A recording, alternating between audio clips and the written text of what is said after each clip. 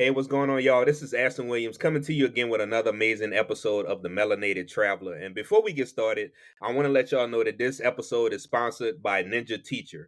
So if you ever wanted the opportunity to really do something that you already do anyway, right? Is primarily if you're living in the US, you speak English. So why not teach it? Why not have that opportunity to be able to teach in Asian countries such as Vietnam, Sri Lanka, Thailand?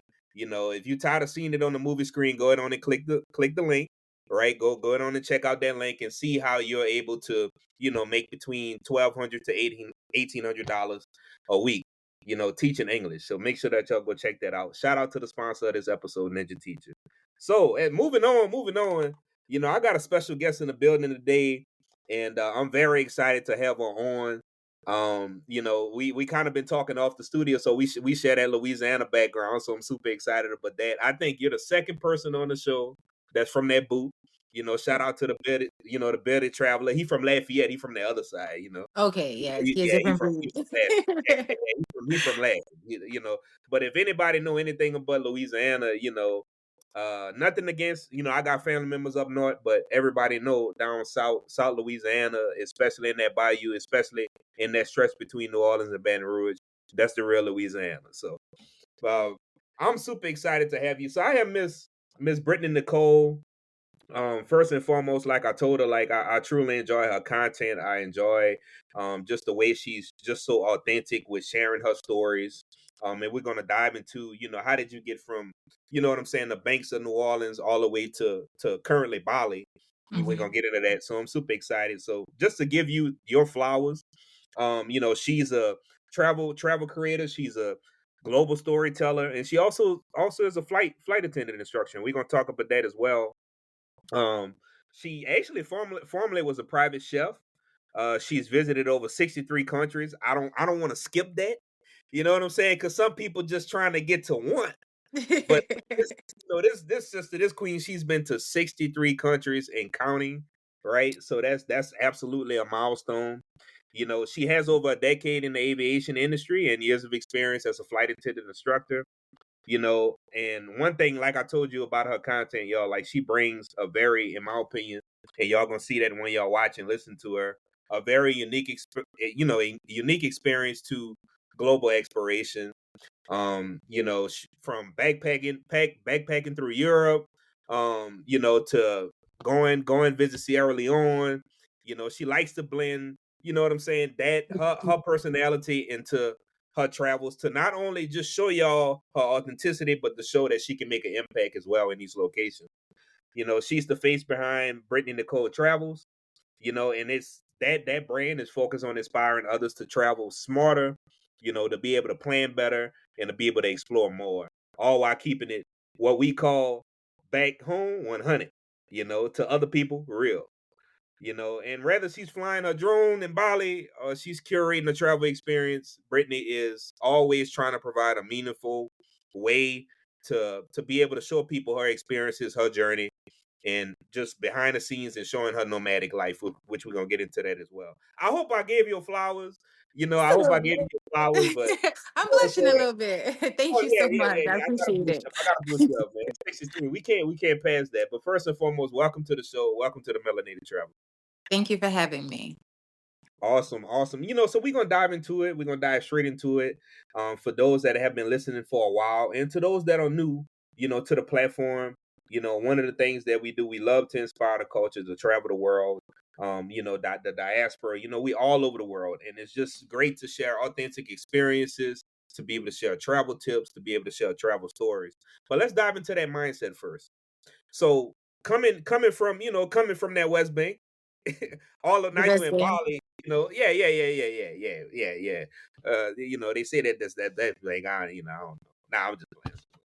But coming from humble beginnings, Mhm. where did this mindset of exploration come from? The travel bug come from? Actually, I think moving after Katrina, I moved to Dallas, and seeing just being in a different place, like kind of that warmed it up a little bit. And I ended up working at a hospital and met a chick from Sierra Leone. And they were planning like a family trip. And I'm like, oh, I want to come. I didn't have a passport. I knew nothing. I had never been outside of Texas at that point. And she's like, do you have a passport? And I'm like, no. And she's like, get a passport, then we can talk about travel.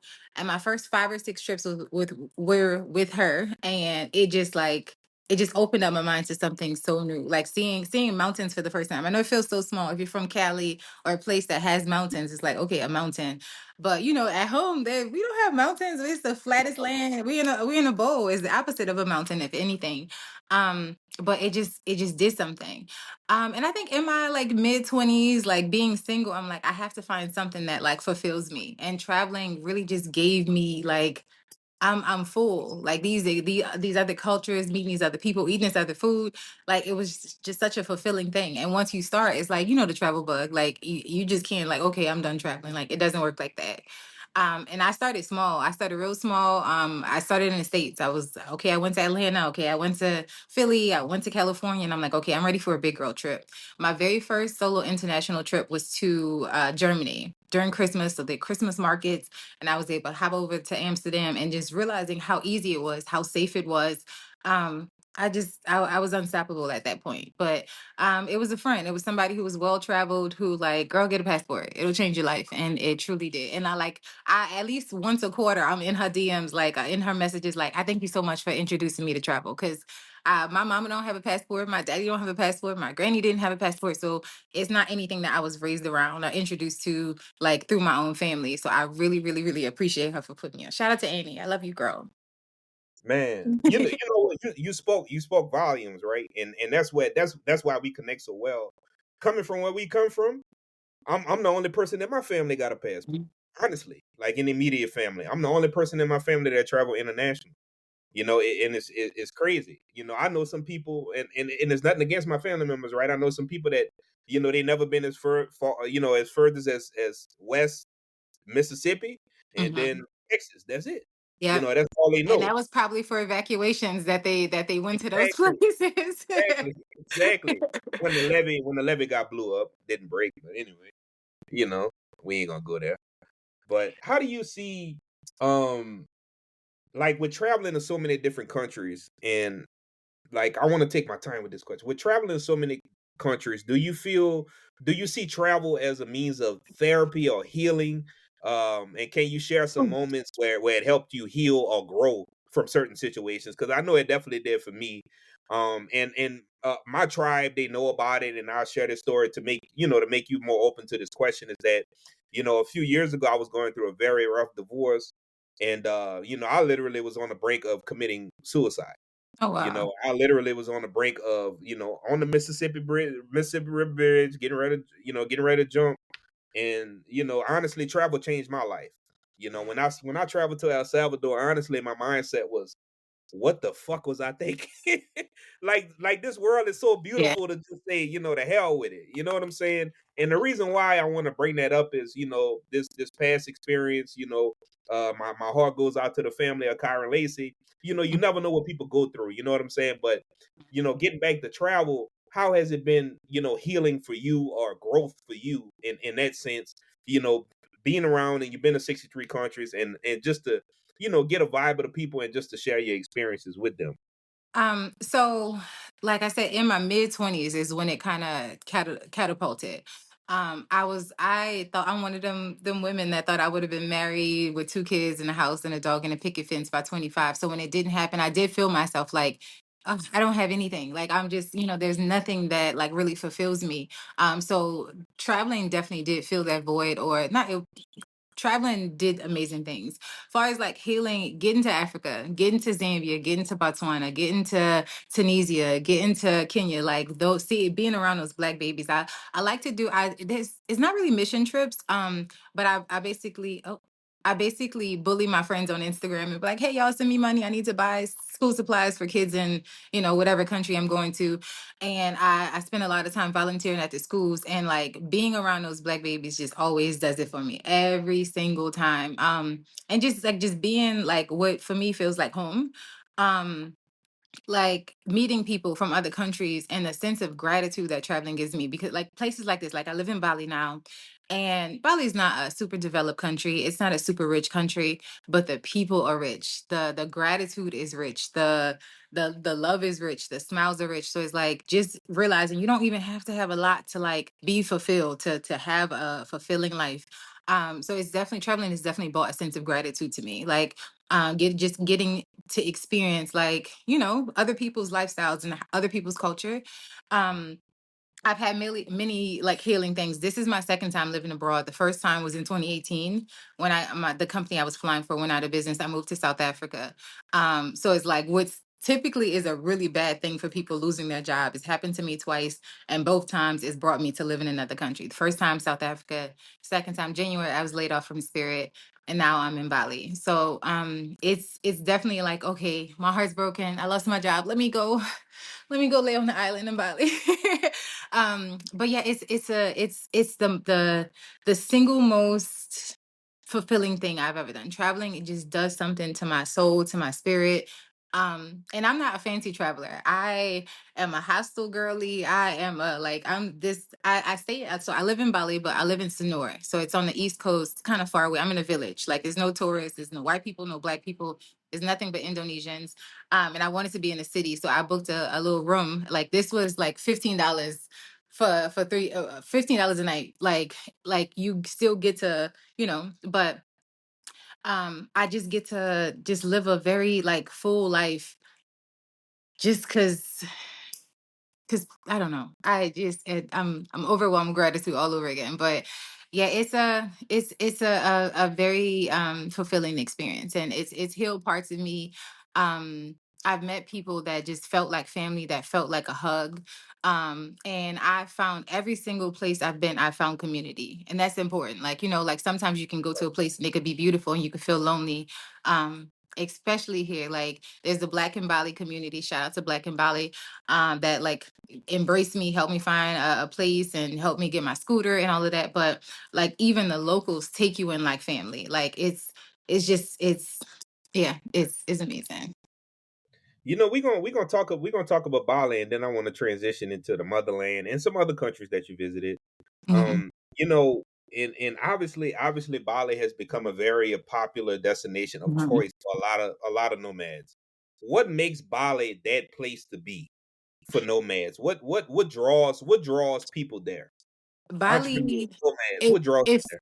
feels like time is moving in slow motion. You know, like other places you go and you wake up, like, damn, the day went by so fast. Like, I feel like I am just like feeling every part of my day. I get to experience every single minute, every single hour. Like, the people, the people are warm, very accepting. It's inexpensive. That's the thing for me. Of course, like I said, I lost my job. So I'm just like kind of living off of my savings and stuff like that. And I know this was the place where I could live a full life without like needing to be a millionaire. I have, you know, $200,000 saved. So price, of course. It's easy to navigate. And it's just like it's a place where it's super spiritual. So if you like, you know, on a journey to heal yourself or do some, you know, some inner child work or something like that, this is just a place to like take you in and like make everything better. Um, the food is fire. Like you gonna eat good. And it's beaches, and you get a little bit, it's mountains, you get a little bit of everything. It's just an overall like safe space. Gotcha. Guys, Yeah. I don't want y'all to miss that because where we from, you know, we have a very specific palate. And if you saying the food is good, the food got to be popping over there. I'm gonna just get that out the way. Mhm. The food got to be good. We have some of the best taste buds in the world when it comes to food. You know what I'm saying? Mhm. So I mean, you know what's so amazing about Bali that I see is that, and again, it's not a knock at any creatives. Obviously, affordability. You know, obviously, our blue book from the United States gives us. You know, a lot of people like to flex the book, but you really don't have to in certain countries, right? Yeah. So what I'm trying to say is that, you know, a lot of people talk about the affordability. A lot of people, you know, focus on those things, but I want to ask you a question about how do you immerse yourself in the culture and also, be able to respect that culture as well. Even though, the US dollar compared to, a certain country, it may be equivalent to a little bit more, but you still have respect for the locals. You still like to, shop local. You still like to, do things that the locals would do. How do you immerse yourself in the culture whenever you're, in the country? First thing for me, I actually live with the Indonesian family. So that was like it don't get deeper than that. So they have their different holidays and ceremonies. Nippy was one of them that I got to celebrate with them. One of my roommates is Muslim. So when they did Ramadan, I'm like, I'm not Muslim, but I did Ramadan with them. We one pop, all pop. Like we do it together. And I think that's really helped me. So I got another roommate that's Christian. I'm go to church with her and I'm on my phone translating to see what they're saying and get the word. I really just like hang with people. Like you say, I shop at the local markets. I got my little scooter, so I'm stopping. I get my onions from here. Go get my bell peppers from this lady.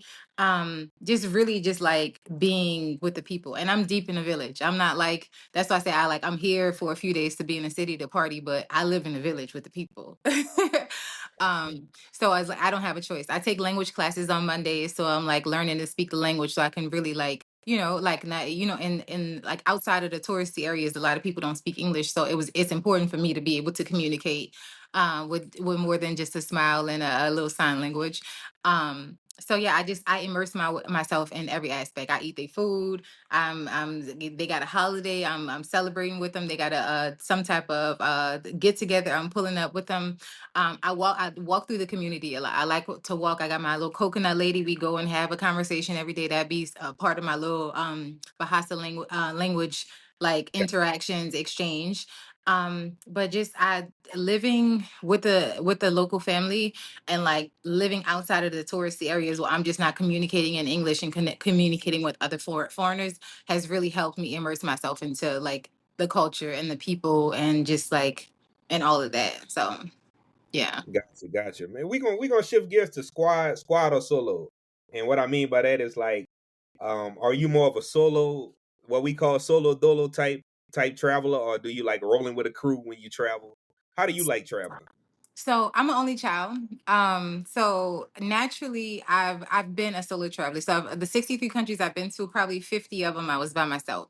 But I found myself recently, like I would like to, have share these experiences with somebody else. Like it would be cool. I have a few like flight attendant friends and people that I've met in the industry that we've like done Portugal together. We've done London together. And like travel companions that I've had over the years, we've traveled together. But if I had to choose, I'm probably a solo traveler because I'm such a unique traveler. I'm not like I went to Paris 5 times before I saw the Eiffel Tower. Like I what like it take. I'm not always like a touristy girl. Like I really like being with the people. Like I really like being with the people. So and people who don't travel as often. No, like no shade or anything. It's not for everybody, but people who don't travel as often when they do get to travel is like I'm up at 6 a.m. I need to see this. I need to do this. I need to and like sometimes I go to a place and it's like, baby, I won't go to a local coffee shop and read a book and just hang out. Like I don't have any plans today. I'm a roam around the streets and get lost and see where it takes me. And I know like people spending their money, they won't do the things they won't see. They want to be outside. So that, and I don't want to feel obligated to have to do stuff to appease somebody else. So in that aspect, it's kind of easier to be a solo traveler or more convenient for me because, I've probably been there before or I probably have intentions to come back. So it's like I'm not in a rush to like see everything and do everything. Um, Probably in my early days. No, even in the early days, I was a solo roller. So, but like I said, I'm an only child. So it's now I entertain myself, and if we make eye contact, we about to have a conversation, and we damn near friends. So it's easy for me. Like when I do want that companionship on a trip, or like I want to make a friend. I make a friend. And I started staying in hostels. Like when I first started traveling, I was a hostel girly. I was broke as fuck. Um, so it was, like in the hostel gives you the opportunity to make friends if that's what you want. Like you wake up and there's a group of people sitting around like, oh yeah, we're going hiking. You want to come? Like, oh sure. Now you got somebody to hike with. You could, use your discernment and Yeah, and yeah. check people's energy and stuff like that. But it's available to you. Like, so I don't feel like I have to take anybody with me. I can meet somebody there. Got you. Yeah. One thing I don't want to speak for our whole generation, like our, people in our age range, but to me, it seems like, don't you think that like travel, like in our generation, is the new? I wouldn't call it a flex. I would say that we're looking for experiences. It's more about passport stamps now. Like, there's a whole movement, right? Of black folks catching flights, not feelings. Why do you think that shift is happening now? Um, I social media, being able to see it, being able to damn, they did that. Like, I know for me, because like I'm a around the way girl. Like, I'm, like any like typical African American stereotype, parents on drugs or in jail or something like that. I can say, yeah, that's me, that's my family. So like I've done so much coming from where I came from. Is like I know people around me be like, yeah, if she did it, I could do it. Like Brittney did this, yeah, I could do it for sure. Because the card, she didn't get a good hand dealt to her. um and I mean, some people do use it as a flex. So it's like, oh, I gotta shit on him. I gotta let him know I'm outside and stuff like that. But I think there's a good amount of us that are really like craving those experiences and seeing that like the life that we know, that we were told was the American dream and the best thing that was available to us. Is like it's people in Italy that have a full hour workday and get to go home, and it's countries that have maternity leave for 2 years and you're paid, and like we get to go out and experience that type of stuff and see that, wait, I don't have to pop my baby out and go back to work in 6 weeks. Like like it's a beautiful thing, and it's just opening so many people up to like to realize that maybe we were sold a lie. Maybe the American dream isn't the what we thought it was. Pagi. Yeah, that's fact. um so um yeah, I think it's a good amount of us are craving that experience, and that just the elevation to experience the culture and to see what life is outside of what we know. And I think it's a few people, like moving from city to city is normally a catalyst for you to like go to another country. If you move from New York to California, you're like, okay, if California is this different from New York, what is Japan like? Like what is El Salvador like? What is Brazil like? So it's the people are just waking up. The people are just realizing like the world is a big, beautiful place and I deserve to see it. Like Yeah, definitely. And you know what? You spoke volumes to a lot of different things. And I'm mhm, gonna share something. I know you're gonna laugh about it, and I know you feel the same way. Like, especially being where we from when it comes to food. But when I went to my go to country is Colombia, right? That's kind of I Colombia love got my Colombia. yeah Colombia got my heart. Cali especially. That's one of my favorite cities. Going to be there this August for Petronia. But when I go there, I eat my ass off. But Yeah. guess what? By the time I get back to the States, I done lost 10 to 12 pounds. And I'm eating the same stuff I eat. You know what I'm Hmm. saying? Fried chicken. I'm eating the same stuff, Hmm. but I'm losing weight. How does it feel to just be in an environment where you know your food is fresh and Well, authentic? you're not being poisoned.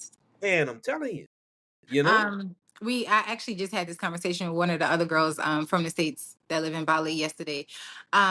It's really wild. It's really wild. When I travel for an extended amount of time and come home, I get so sick when I eat food like from the States. It's really sick. It's really sick to even think about it. I did Spain a few months ago and I got some hot Cheetos. I'm still a hood rat at heart. Got some hot Cheetos and I'm like, damn, they're not the same color. They don't taste the same. And it's like realizing that these manufacturers really make a bag of chips that's specifically for the States that has all these chemicals and things in them that's toxic and that's harmful. And then they in that same factory make the same chip that goes to countries like Spain that's excluding all of those same things. Is like, I like, you could eat junk food, you could eat chips, you could eat fried chicken, you can eat those things, but it's not pumped with hormones. It's not pumped with toxic things. There's no dye and like stuff that's harm you in it. And it's like that's a really big thing for too. Like aging, getting closer to 40, and really like considering your health and stuff like that is like, it's easier for me to live somewhere where I'm not sedentary. I'm not sitting down all day. I'm walking around. I'm outside. I'm getting some vitamin D, and I'm eating food that I trust. Like that's inexpensive. Like I go to the grocery store and shop for a week, or go to the markets, and it's like I look up like, damn, you spent $13 on a week worth of food. Like, like you can't, $13. You could is a pack of chicken at home, one pack. One peg. One um, peg. So it's really just, it's honestly, it's disheartening, and it's sad because I know there's a lot of people like my mama. My mama probably never gonna get a passport and come to Bali, leave the states. So it's like, wow, I love it for me. I'm sad for the people that don't get to experience what it's like to not be poisoned by things that are just necessary like food.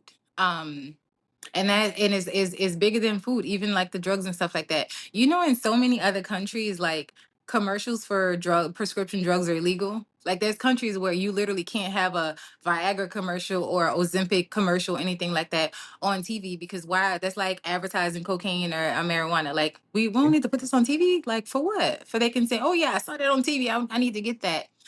The programming and stuff like that is like, I care about my people enough to not even put it on TV and put it in their mind that this is something that they need.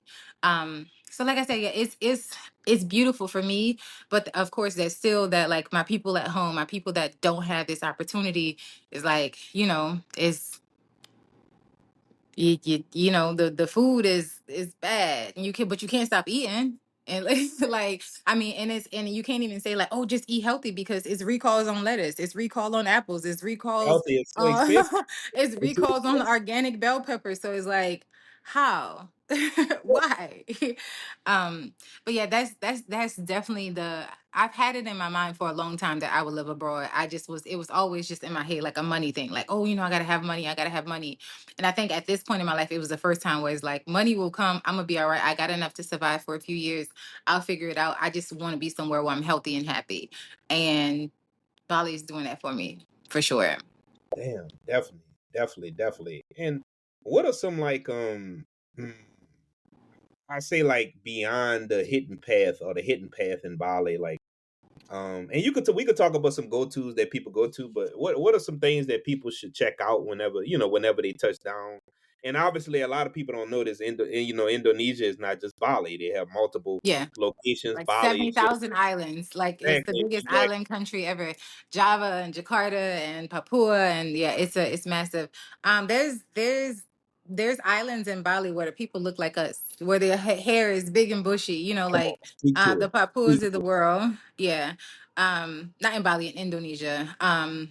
But yeah, it's a beautiful place. It's almost like sacred land. I don't, I'm not too deep into the history, but it just feels like, so, like I said, slow and spiritual and like healing, that like even if you don't come with a excursion in mind or anything that you have to see, just come and touch some water. Go dip yourself in the ocean. Like and it just it's so many people who I've met, at least in the last 3 months, maybe 10 people who came for a vacation for a week, and like, yeah, I've been here for 2 months. I was supposed to go home, and it's just captivated me. I just can't move. It wasn't even on my radar. Like I came for vacation for New Year's, and I was here for New Year's. I went home. I went back to America on the 13th, went to work on the 14th. On the 15th, I got laid off. And the first thing that came to my mind was like, oh shit, I could just go back to Bali. um and within like 23 days from getting laid off, I was in Bali, and it's like I didn't get have to experience the like depression or the sadness of like, oh, I don't have a job, I don't have income, I don't have this. I literally came here and just felt like sucked in, and just like, all right, come on, baby, you home, just relax a little bit. Like, so yeah, Bali's just a special place. Like I said, even if you don't have an excursion or you don't have to, like do anything crazy, just come and touch some grass. Come and dip yourself in that water, and that'll do it for you for sure. Man, definitely. And you know what? We're gonna talk offline, but I'll say it in front of everybody. Y'all know how I am, yo. Like I would definitely the platform, myself as well, would love to support any type of social impact that you're making over there. Whether that be a Yeah, school, I whether actually you I'm come going across to the a food program. kitchen. There's a food kitchen called Regam, and where they feed like the orphanages and the workers and the schools and stuff like that don't have food, and they operate 6 days a week, and it's just an open kitchen. You pull up, you cutting onions, you cooking something. So I like to do that a few times a month at least. So today's my day to go out there while I'm on this side of town. There's many things to do, because I mean, like I said, it still is not a super developed country. I normally do a little more of like volunteering and stuff at the schools. I haven't had the opportunity to do that yet, but I'll definitely let you know when I partner with the right school or organization to make that happen. Let me know. Man, shifting gears. We gonna shift gears to the motherland. Like how has it been? And we could talk about the first experience when you landed, and what we call those comeback countries, or the countries that you just were just amazed by whenever you went over there. Can you share that experience, like landing into the motherland for the first time, just that feeling? My first South Africa was my first, and South Africa is a little, like Cape Town specifically is a little like more Western. um and it was a different feeling because when I went there to visit, loved it. I'm a sucker for any place that has beaches and mountains together. It's just does something to me. But I ended up moving there in 2018, and I was just a smidge disappointed because in my head is like, I'm going home, I'm moving home. And we still have to realize that they see us as Americans. So for me, I went through a rough patch where I was like, okay, so in Africa, or specifically in Cape Town, I'm American. An American, a black person. Is it okay to say the N word? Oh yeah, no, it's good. It's good. All It's right, very so good. in Africa, I'm an American. In America, I'm a nigga. So it's like it almost hit me like, damn, I don't belong anywhere. And I've never done any of the ancestry tests or anything like that to know exactly where my roots are. So I did go through that, but we have trauma, they have trauma. There's a lot of like Africans that believe that we get to live the American dream and our life is better because we were born in America. So I think just bridging the gap between has helped me a lot too. But that was South Africa. Places like Freetown, Sierra Leone. Listen, the from the second I landed, I have residency there as well. That's home. I have never felt so good. I have Oh, never felt love like that. I have never eaten such delicious food. I have never seen such beautiful people. Like Freetown is a special place. Freetown special, again, another place that has the beaches and the mountains. If you ever, anybody listening, if you ever have the opportunity to go to Freetown, please take it. I know the girlies are going to Ghana and Nigeria and Senegal, but please, please, please add Freetown to your place, well, to your places to visit, because it's such a special place, such a special place. Love Freetown. But I felt a warm embrace. I stayed in Zambia for a week or two, no cell phone, really just amongst the people. Like completely like I just feel at home. Like I feel at home anywhere because I that's just my energy, that's my vibe. But being specifically those African countries, like you just one of the guys. Like you don't have to be prim and proper or anything like that. If I want to be dressed down and like my true authentic self, I get to be that. And they like a warm embrace like that. They specifically Freetown, it gave New Orleans so bad. It gave Southern hospitality. It gave, we about to play oh, some live music. We about to have a second line in the street. We about to like everything to the T. I'm like, why do I feel like I'm at home so bad? Like it really, really, really like is New Orleans, the African New Orleans. Like I haven't experienced anything else like Freetown that like really just captivated me like that. And that's another story. I was actually supposed to move there, but that's I'll tell you, we'll have that conversation offline. It's wild crazy. since you brought it up, and people know I always promote this as well. I'm not an affiliate. We working on that. Is in the works. Is in the works. But African ancestry. If you ever Mhm. take time to do that, I'm gonna send you some information on it. I actually just did mine. Let's call it a month ago, and I'm gonna be honest with you. I cried like a baby. Aw. Because all I know is I can go as far back, knowing that my family originated from Golden Girl Plantation. In Gramercy, Louisiana. Oh wow. um my great great grandmother, I had the the pleasure of being raised by my great grandmother until I was 13 years old. That's when she passed. But um she was born in 1914. That's the reason why I played Sigma. And just being able to know where I come from. So It's beautiful. I am proud to say that I share blood with the Fulani people.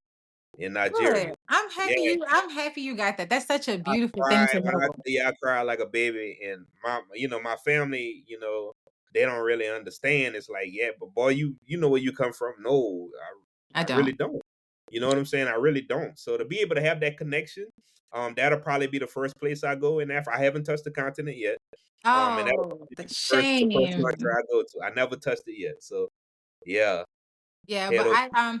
I think I'm at some point I'm gonna suck it up and do it. Once you become an affiliate, I'm coming to you for your link to put me through with them, because it's something that I need to know. And I before my grandmother passed, I didn't get to meet my great grandmother or anything like that. But I would ask, and she's like, Brittany, I don't know. And as a traveler, when people ask, like, that's the first thing foreigners ask, oh, where are you from? Like, oh, I'm from the States. Well, but where are you really from? Like, baby, I don't know. You tell me where you people took me from. I don't know. Um, but it is like it's heartbreaking every time you have to answer that question and you can't ask it. I mean, you Mhm. can't answer it. Like, yeah, I mean, I'm from the States, I'm American. But where, I don't know, especially in Africa, like, because they want to know, like, are you one of us? You are people? Like, no, I don't know. I don't know. Yeah. Well, like, yeah, it's heartbreaking, and I probably will cry like a baby too when I get that, because that's a question that I've had since I started traveling. Like, in the beginning, when you at home, like, oh, I'm from New Orleans or whatever, and like it stops there. When you get to a broader like platform and you seeing like it's people that can say, yeah, my great great great great great grandmother was born here, and like that's beautiful to know, and it'll answer a lot of your questions and fix a lot of you, and like, okay, that's why I like this, and this is why I don't like this, and this is why I resonate with this, because this is your people. Like, this type of music really sits with me, because yeah, your tribe was the people who invented this, or who came up with this. And I think it'll heal some other parts of us that we just haven't, the generations before us didn't have an opportunity to heal or to touch. So it's important to know, and I'm happy you got to do that. Yeah, yeah, definitely, definitely, definitely, definitely, man. So what makes besides the beautiful beaches, because I hear that Sierra Leone got some of the best beaches Hmm. like in the world, and a lot of people sleeping on it. But Yeah. what else makes it so just a place to be, like so The impactful? people, and I'm not even a club party girl. The people, the music, the food, good fresh seafood, some of the best oysters I done had. They char grilled some oysters on the beach, and I was like, what's happening here? Um, but if anything, the people, the hospitality, the people, um top tier, top tier. And on top of it being, now it's super undeveloped, like, it's places like that, like, I say you have to be a bit of an experienced traveler to really enjoy, because you might have to take a bucket shower. You might, 24 hours in a day, you might have 12 of them hours where you don't have any electricity. You either running a generator, or you got your little portable fan. Like, um and like, when you with the people, like, and you around them, and they live like this, and they've lived like this in their entire life, and they still have that gratitude, they still having a good time, they still have a smile in their face, they still pleasant. It's like, why am I complaining about no AC? And it's like, I have an abundance of resources and fresh food and nice people and hospitality. So you kind of get past the amenities and luxuries that you used to. So I say go there, but go there when you are not. It's not for everybody, because I know some people like, I can't sleep without AC. I can't live without this. Mhm. Um, you be all right. A little cold bucket shower ain't hurt nobody. You still gonna get clean. Yeah. So, to be honest, that's why we stand on the topic of just how travel changed our mindset. Mhm, Because when I went to El Salvador, I had that American privilege. mhm, That was the first country I ever visited, and my Airbnb didn't have hot water, and I was tripping. And then yeah. as I immersed myself in the culture when I was in El Salvador, I went to the markets, I went to downtown in the areas where back then it was very dangerous to do that. And Mhm, I shopped with the people. I went to the markets. I went to where the people were, and then I was like, you know what? This is a very humbling experience. mhm. You'll be surprised some of the things that we are so spoiled on that's not necessarily a necessity, right? Back to the countries that we visited. Also, the family construct. We talked about Yeah. family as well. I'm jealous and sometimes I'm envious So of some jealous. of the families I'm because t- they might have a little shack, but them people are so happy, Brittany. They're yeah. so happy. Yeah. It's Yeah. crazy. It's that's that. I've been preaching this for like the last month or two on social media. Individualism like is ruining us. Like we are so focused on me, I. We've had this mindset of like I don't care what people think about me. And it's like it's all right to be confident and to like who you are and how you are, but it's also important to realize that we're meant to be a community. We wasn't meant to be individual people that didn't care about other people. And that's ruining us. You'll see these like these, like you say, a little shack with the great grandma, the grandma, the mama, the kid, the grandkids, everybody. They have dinner together every day, and they happy. And as far as like the American luxuries that we used to, the hot water, I'll give up that hot water to have food that's not poisoning me for the rest of my life. I will take a cold shower for the rest of my life to know that the food that I'm eating ain't gonna kill me, Mm. right? So Big it's fact. like it's a sacrifice. You choose, like, yeah, you have power that is continuous, but what are you giving up for that power, right? Got got What are got you giving up for that power? you. Big fact. But it took me a minute to get to the place where it's like I'm completely okay if I don't have power. I'm completely okay if there's no AC. I'm completely okay if I got to take a bucket shower. And I know again that's not for everybody. Some people it's a hard no. My friends think I'm at the big age of 35. Like they think I'm insane for still staying at hostels and still like just being in the village instead of like getting a nice villa on the beach in Bali. But like it's important for me to have like real community. It's important for me to have that relationship with somebody that I'm looking out for them and they looking out for me because I'm not meant to be in this world by myself. So yeah. And even if it's like community is just like so big. And I think that's why you go to countries like El Salvador and a grandma is 112 because she still got her kids and her grandkids and love and all of that. Like she's surrounded by community, and it's like it keeps us. We perish because we just out here just by ourselves and just like yeah, the individualism is a horrible thing that's taking over us. I know we supposed to be talking about travel, but it's Oh something no, that's that's near all and the dear fun. that's near and dear to my heart and is like the specifically I can't speak to other communities because I'm not a part of it, but specifically the Black community is like we've really had it in our head that like our family is my husband and my kids and everybody else, like like down to cousins or anything like that. I don't see family reunion t-shirts no more. It's just like we just Speak not we on it. not Speak on it. we not together no more. We When we see them really obituaries though, that's when we meet up though. That's when we meet up with them That's obituaries. that's it. That's it. So and when you get to other places and you see even if they're not in the same house, it's a family compound and everybody got a house on that compound where you can go across the street, you can leave, the kids are safe, they outside, the aunties and the uncles is like it's a different like like you said, I'm envious. I'm jealous of the sense of community that all it seems like all of these other countries. It's not just African countries, the Mhm. European countries have that same like oh yeah the grandma with them and the the family sticks together forever. It's not that yeah I'm not with them no more. Like heal your trauma, do all the things that we need to do to become a better people, but at the same time you got to take your people with you. Yep. You got And to the last yeah. thing I'll speak on that, and you already know this true. Whenever the root died, it just seemed like it's Ooh, hard it's to keep over. it like the grandmother, Listen, once the that grandma. matriarch is gone, I'm my telling grandma you. died in 2020 and my family hasn't been together since. There's not been a time where all of us has been in one room since 2020. 5 years. Yep. It's really like it's insane. And I try. I'm in the group chat like, hey y'all, we should link. We should, like. But we did individualism. I'm worried about me and mine. You worry about you and yours. Big facts. Big facts, Yeah, man. it's sad though. Yeah, it's very sad. My last name is Williams, and I want to talk about this country for a second because it does have some historical value there. Obviously, that side I'm still trying to dive into, but let's talk about Ireland. Because Okay. that's actually a prominent name. A prominent name Mhm. in that country. How was Ireland? I heard Ireland is popping. I heard the pubs are popping, and I heard there's a lot of us there. Yeah, I loved Ireland. I really did have a good time. I was only there for about 3 or 4 days. Um, but it's beautiful. It's culture rich. I love that they stay true to themselves. Like they like their music, they like they food, their pubs, their beer. Um They're very warm and welcoming to Black people. I had a good time. Beautiful city, beautiful food. Um, yeah, when you get the opportunity, I think you'll like it too, for sure. Did you wear the historical, what they call that N- shit? You know what I'm trying to say. I don't play with people like that. No,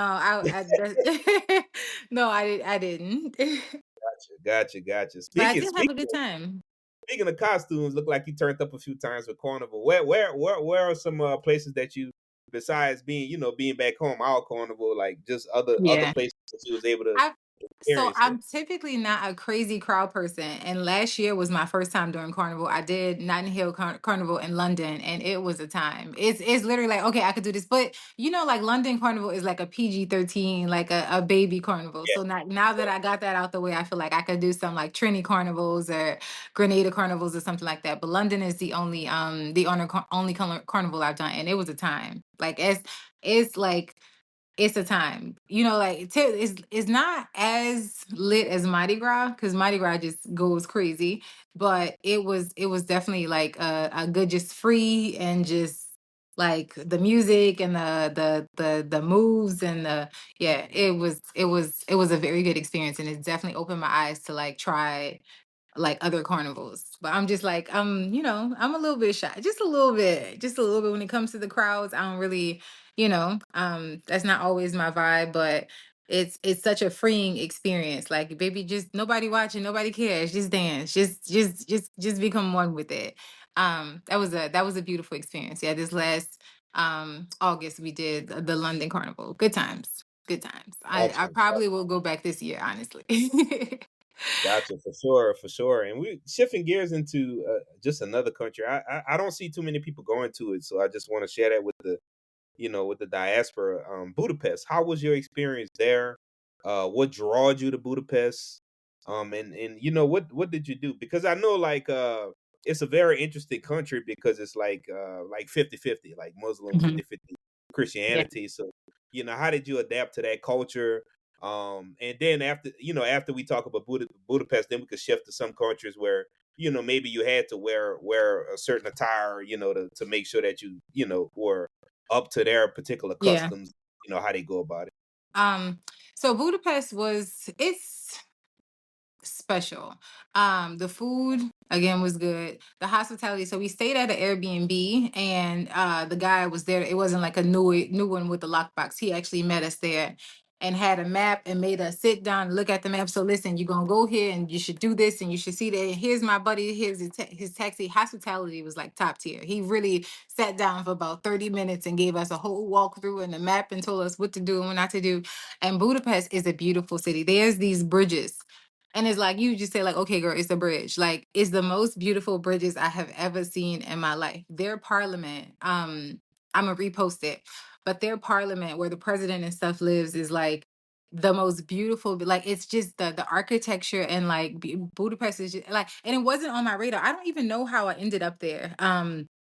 But it just ended up being so, just kept the nightlife, even the nightlife, the R&B and the rap and the clubs was, I'm like, where am I?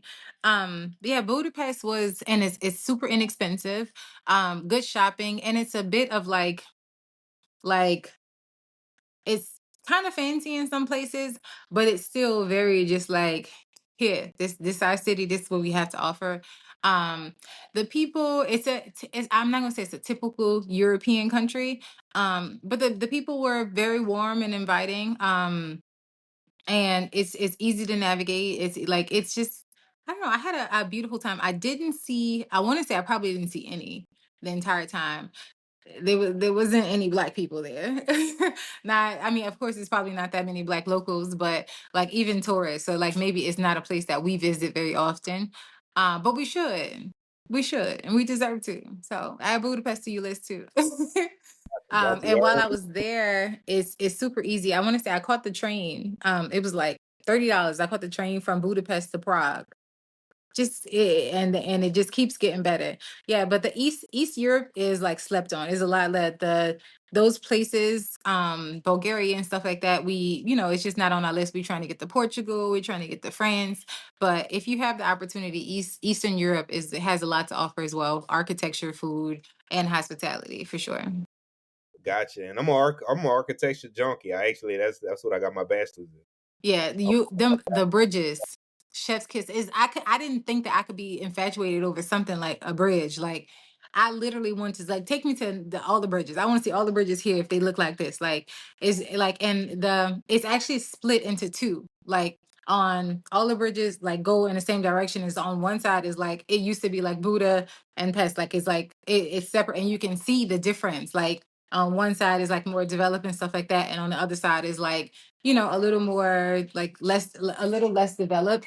Good morning. A little less developed. So it's a cute experience. It's a real cute experience, and there's a lot to learn if you take like the history tour. Yeah. Got you. This is a very personal question here. And I already know I can't wait for your answer on this. And I always share the statistic, and only 12% of African Americans in the U.S. Travel. Out of that 12%, Really? yeah, out of that 12%, Damn. 7% are women, and 5% are men. Okay. That travel domestically. Internationally, it's less than 10%.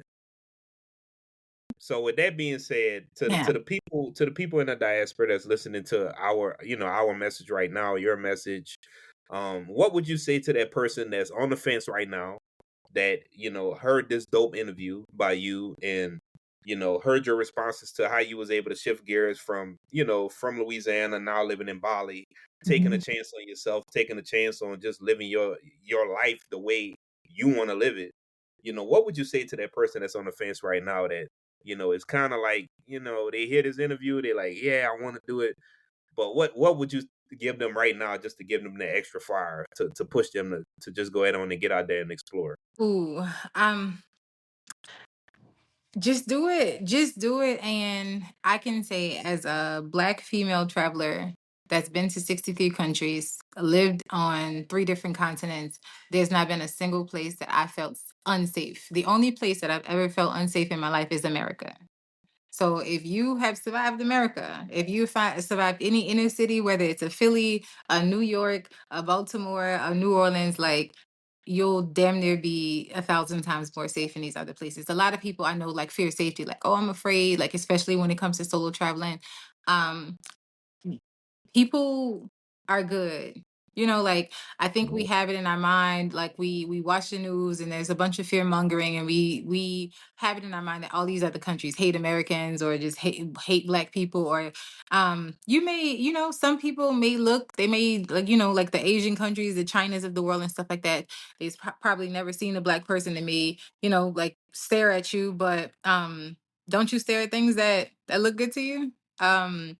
But just do it. Doesn't have to be expensive. You don't have to wait until you don't have to save your entire life, and wait until you're rich to do it. There's the low budget airlines of the world. If you're in the States, there's like Norris. I know Norris has like less like 200 $199 flights from like Miami, New York, and Orlando to London.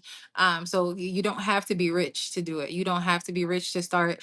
And if you're doing it for the right reasons, it just doesn't have to cost that much money. Like you can stay at a hostel even if you don't want to share a room with somebody. You can get a private room at a hostel that'll run you $25-$30 a night. So don't think that you have to have all this money. And when I started, I was working a normal 9 to 5 where I was only off on weekends. And that's back when Spirit used to have the red eye flights. Taking that 2 a.m. flight to El Salvador and making it there at 7 a.m. I'd stay all Saturday, all day Sunday, and then catch the like 2 a.m. flight on Monday morning back to the States. So it's like you don't have to have a lot of time. You don't have to have a lot of money. You really just have to have the willpower to want to do it. And once you do it, it'll be in you and you won't stop. And you'll thank yourself for sure. But just get out of your head that you need a lot of money and a lot of, don't let the IG influencers and stuff like that think you don't have to do a shopping haul, because the people in the other countries ain't seen the clothes you have. So you could do some laundry and pack up some stuff you already have, and just get that experience for yourself. You owe it to yourself to to show yourself that life is bigger than what you know. And just don't worry about money. Worry about money, of course, but you just don't have to be rich. Like, you don't have to be rich. Shameless plug, I do have some like travel guides on like how to navigate those countries on the budgets, the bus line. Like, when you get to Europe, you can go from London to Paris and stuff like that by train and stuff like that for hella cheap. Like $50, you can get a train ticket to go from London to Paris. So you end up hitting multiple countries and only spending a few $100s. So I do have travel guides on my website, BrittneyNikole.com. I have a West Africa one, an East Africa one, a Central America one, a South America one, and a European one. That, like I said, it gives you like how to find the hostels, how to find the bus tickets, how to find the train tickets, how to eat cheap, inexpensive, how to like get tours for inexpensive, how to get local SIM cards, and like, like the different, like depending on the country that you're in, the apps that you'll need, like Uber and stuff like that, to navigate around and like to really just be conscious with your money. So if money is a huge factor in you traveling or not, like that is something that could definitely like help you. Gotcha, man. Y'all heard it here first, man. First of all, like I told you, I appreciate you coming on, and I'm glad we was able to connect. I already got some different ideas. We're gonna talk out, talk offline, but I just want to take this time. You kind of already alluded to it with your guides, Mhm. but I want to take this time. All her information is going to be in the show notes as well, guys. So y'all can go ahead on and click those links, and it'll take you straight to her handles. But I want to give you this time just to blast out everything that you want to blast out. How can we support you moving forward? That's kind of really it. I have the on Instagram, Brittney Nikole, Brittney with three T's, BrittneyNikole. My website is BrittneyNikole.com, BrittneyNikole. And that's where you can find, like, if you need any e-visa service. I know that's a new thing for people, like trying to get a visa can get like complicated and scary. But I'm here to help. I handle like visas and travel guides. And if you like, you could just shoot me a DM if you are looking at a certain country and you don't know what to do or how to book a driver or whatever. I'm your girl. I got you. We didn't really touch on the my aviation experience, but I was a flight attendant for 10 years. I was a flight attendant instructor for 5 years. So not only am I a traveler from in my personal life, but I was also a traveler professionally. So this is really my thing. Like it's deep, deep, deep inside of me. And like I'm, even if you don't have, I ain't trying to like solicit myself for free, but like it's important that you travel. So if it's just DM and you have a little question and it's not to the point to where like I need to be paid for it, I'm still willing and open to answer those questions and to talk to you, because it's important for me that you get out of the States and like see the world for yourself. And one thing I could tell you all about her, and I'm a public too. She definitely gonna respond to the DM. She gonna respond. Like, she not gonna ignore you. She gonna respond to you. Like, she's a woman of her word. Let me just say that. She's a woman of her Facts. word, and I promise you, you reach out to her, she definitely gonna get in contact with you, and with the energy that you want to see in any type of Yeah. consultant, any type of travel consultant. So Yeah. again, I really do love that, you're able to share your experience, that you came on the platform. I'm glad that we was finally able to connect. And you family now. So anytime you want to collaborate, anything, whether that be socially, as far as like business, just anything, Come on down to Southeast Asia. When I'm gonna have it all lined up when you and your girl come over onto my side of town now. Hell yeah.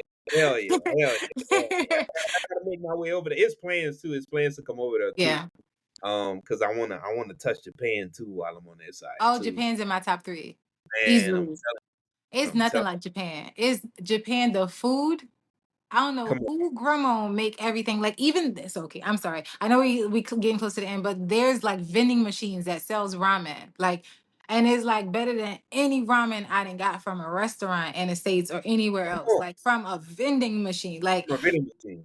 Like the food, it's the cleanest city I've ever seen. Japan is just like the architecture, the navigation system, how easy it is to maneuver through the city, the shopping. Like the only downside of Japan, is pricey. It's expensive. That's not a place you go and your pockets is light. Like even hostels gonna run you $80 a night. So you do have to have your little coin, right, to go to Japan. But if you do got the coin and you want to go do it, it's worth it because it's a beautiful city. The people are the like, they're in my opinion, the most like respectful, like, Asians that I've like ever encountered. Like Japan is special. Like, and I haven't been in like 10 years and it still is in the top three. Like all the other places I didn't touch, I still think of Japan and be like, yeah, hell yeah. Damn, hell yeah. But Yeah. no. Hey man, we let it flow how it's gonna flow, man. Let the show is set up. So yeah, man. Again, I just appreciate you coming on. Guys, again, make sure that you go down into the show notes and make sure that you check her out. You check out all the services that she provides because you're gonna get a true, authentic experience. She's gonna look out for you. She got you. She got you. But y'all already know my motto, man. I'll see y'all at the top because the bottom is just too crowded. Peace. Period. Take care, guys.